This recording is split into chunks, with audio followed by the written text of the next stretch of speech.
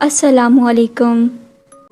آج میں آپ لوگوں کے لیے ایک بہت ہی انٹرسٹنگ اسٹوری لائی ہوں جو کہ ہمارے ایک سبسکرائبر نے ہمیں بھیجی ہے۔ اسٹوری میں آگے بڑھنے سے پہلے اگر چینل کو سبسکرائب نہیں کیا تو ابھی سبسکرائب کر لیجیے اور بیل بٹن پریس کرنا بالکل مت بھولیے گا۔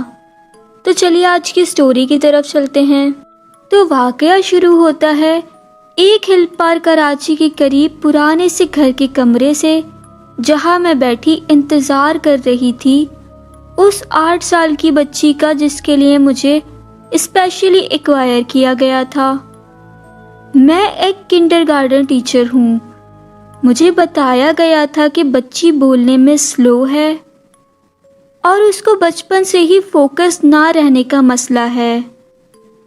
وہ نہ ہی لکھ پاتی ہے اور نہ ہی پڑھ پاتی ہے، اور انہوں نے تمام رپورٹس دکھائی مجھے اور کہا کہ ڈاکٹر وغیرہ سب کو چیک اپ کروا چکے ہیں اور یہ سرٹیفائڈ پرابلم ہے اسے جو کہ ہم فیس کر رہے ہیں۔ خیر، وہ بچی آئی اور میں نے اس کا چھوٹا سا اسیسمنٹ کیا تو وہ حد سے زیادہ اسٹیمرنگ کر رہی تھی۔ اینڈ میں نے اس کو چاکلیٹ دی تو وہ بہت خوش ہوئی۔ اگلا دن آ گیا، میں اس کے گھر گئی۔ جیسے ہی اندر گئی تو وہ بچی میری ٹانگوں سے چپک کر ہگ کرنے لگی۔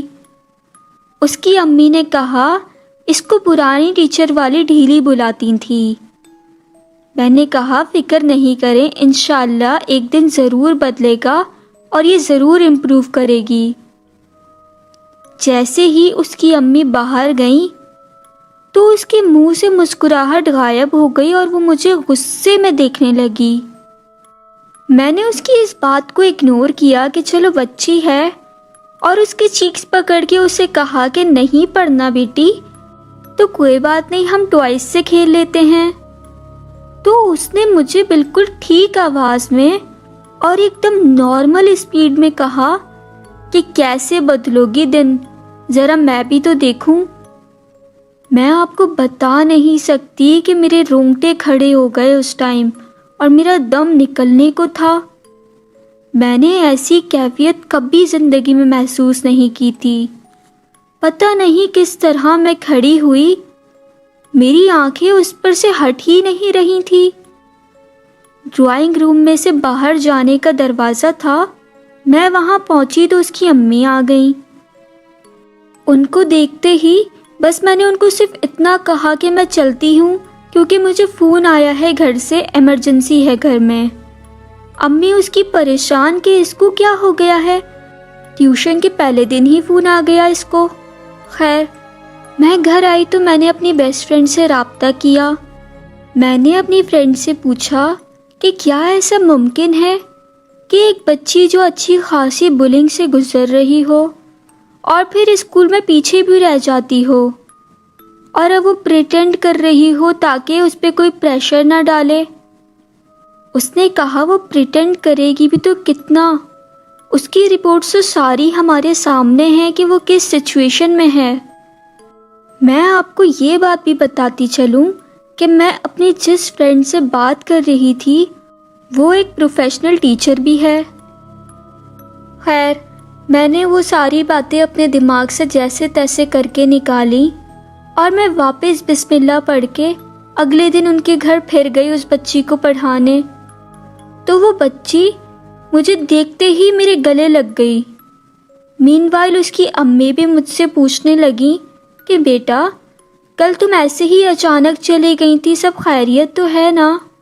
میں نے ان سے اتنی زیادہ کچھ بات نہیں کری اور صرف یہ بولا کہ یس، اور اس بچی کو پڑھانے روم میں آ گئی۔ لیکن اس بچی کے روم میں جاتے ہی مجھے کل والا سارا واقعہ یاد آ گیا۔